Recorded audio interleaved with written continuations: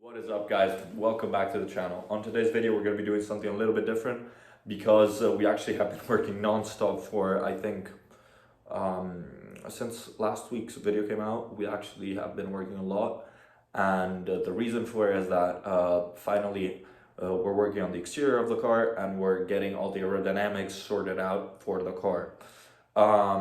So nothing, a huge time-consuming job that we've actually done is realize a 3D model of the car to actually be able to test the airflow, the aerodynamics, how the wind is going to react while in contact with the car, and all of this stuff. The main part obviously behind this, other than the front bumper, which hopefully is going to get here really soon, it's just we had huge issues getting a handle of it because the front bumper that we're looking for is something really limited. There's only one company out there producing it, and they're shut down during COVID because of this COVID-19 situation. So yeah, it's been a huge pain for that, and especially it's kind of holding us back for the aerodynamic design, because we obviously need to scan that part to actually be able to make the airflow come up, sum up and actually make sense on the 3D simulation. But with that said, another huge component which is really holding us back, because we started working on this project I think 2 weeks ago, but it's really, there's a lot more behind it than someone could imagine, is the rear wing. So we could have bought several types of wings, and especially the very famous GT Evora type wing, which several people, including BS4 Built, installed on there. The Mansory kit available for Lotus, they've installed that wing, and that wing obviously comes back from the Evora GT, which was a special edition Evora produced by Lotus. But our wing, we wanted to do something more particular, something more modern, and something that really would stand out for the car world, okay? Because we're trying to get this car back in 2020, and obviously you can't just add 2 LEDs on the inside and, consider it a new car. Being that this is like a supercar type of thing, like race car inspired stuff, we wanted to do something that really, other than looks good, really performs at its best. We got inspired for the rear wing by the Le Mans race that there have been, and nothing. We wanted to go for a top-mounted wing because in general it's a lot more efficient than a bottom-mounted wing, like the Evora GT430, which is the fastest Evora that Lotus has just revealed. And yeah, so we started from the design of that because we know that wing is good for a car. It's dimension-wise good, it's safe. Dimension-wise, it's something that doesn't outstand too much, and it's something that we can actually get road legal on the car. And so pretty much we took that design, we fully reproduced it, basing off of pictures. We actually went ahead to the dealership and checked out the Evora GT430 that they actually have here in Florence, and nothing. We took a bunch of measurements and a lot of 3D files online and stuff to actually be able to reproduce that wing. But we, while designing it, we're obviously giving our own touch to it and modifying some parameters that we thought could have been used better. And yeah, mainly we're modifying the wing so that it can be fitted from the top. So top-mounted wing, or gooseneck wing, or how they're called, I don't know. But anyways, the reason why we're doing that is because they're a lot more efficient, and this is because the airflow on the bottom part of the wing is a lot more fragile than the one on the top of the wing, which is high turbulence, and so it's going to receive a lot more air. And so you want to leave the bottom of the wing as free as possible. And by removing the mounts, obviously you're doing that, you're allowing for that. It's not as easy because, especially from the engineering side of things, it's really complex, it's a lot more expensive.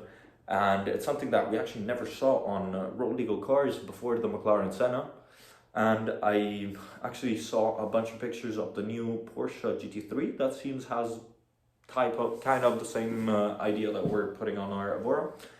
And nothing. So we're going to be creating 2 massive carbon fiber mounts for it, and it's just going to look really, really nice in the end. and we actually started doing some research on new composite materials, which you're going to be seeing real soon, the moment that we actually finish the engineering and we will start manufacturing this thing, and we will share it with you guys. But anyways, other than that, I wanted to speak about the interior. The interiors of the car are actually coming out quite well. Finally, we got in the Alcantara and the fresh leather, which is insane. It's beautiful. I personally believe that what we're installing right now is 100 times better than what was originally on the car. So yeah, nothing. We started covering up the dash. We did all the Alcantara on the center console, and then we started really working a lot on the restoration of many panels which weren't damaged in any way, just the leather was a bit dry compared to the new one that we installed. We actually also started working on several stuff like the rear roll bar, which we decided a while back to install because the car actually had two big mounts sticking out of the rear of the seats, and it was unused, and we wanted to use it as a roll bar so that the future customer can actually be able to store more luggage inside and in a more convenient way. And on top of that, it's a carbon fiber component that is sticking from side to side of the car, and it just looks insane. So it's for sure a massive design element that we're installing inside as well. Another thing that we finally completed, you saw us building it, but you can finally we finally installed it, so you can finally see how it looks. We finally got the LEDs working inside the car, and on top of that, we also mounted on the pockets of the doors this LED lights.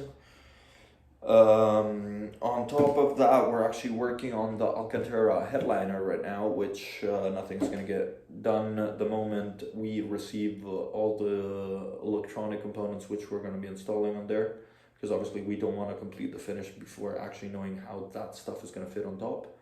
But yeah, we already started finishing many of those panels, and nothing.